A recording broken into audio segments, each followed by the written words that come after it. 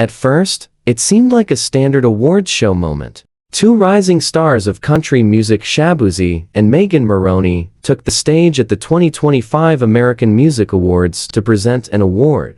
But within seconds, a glance, a pause, and a smirk set the internet ablaze. This wasn't just about an awkward exchange. It was about a truth uncomfortable, often glossed over, that continues to haunt country music to its core. And it all began with a single claim.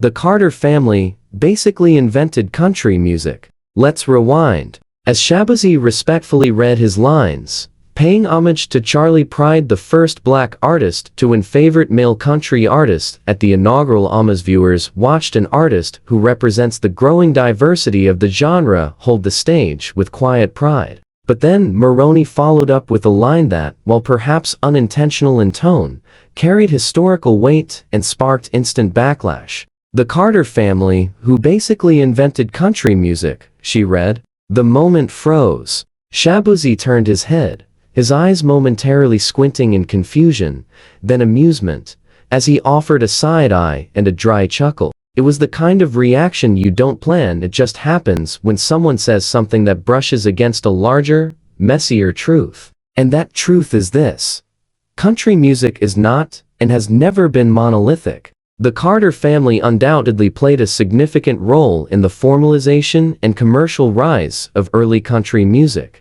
Their harmonies, lyrics, and Appalachian roots shaped the genre's early identity in the 1920s and beyond. But to suggest they invented country music? That's not just historically narrow, it erases the rich, complex roots of the genre, many of which run through black communities in the American South. Before the Carters ever recorded a note, black musicians were crafting the DNA of what would become country music: the blues, the banjo, an instrument with African origins, spirituals, field hollers, and folk storytelling. Artists like Deford Bailey, a harmonica virtuoso, and the first black performer on the Grand Ole Opry, were trailblazers long before country music welcomed mainstream diversity. Shaboozey, whose breakout hit "A Bar Song Tipsy" blends hip-hop flair with southern twang, represents a wave of black artists reclaiming their rightful place in country's evolving story. His side eye wasn't just a viral moment, it was a commentary without words.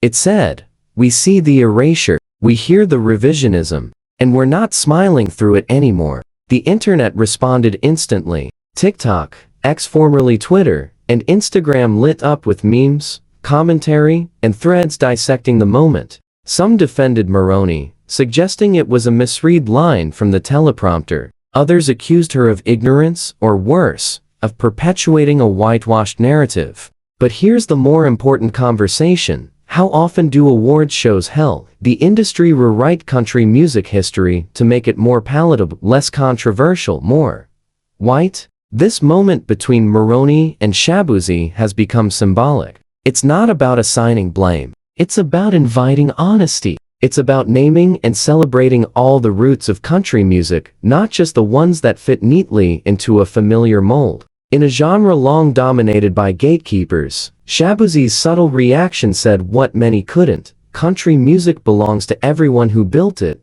and it's high time we start saying their names. Final take: until country music fully embraces all of its origins, it will continue to spin half-truths on stages built by whole histories.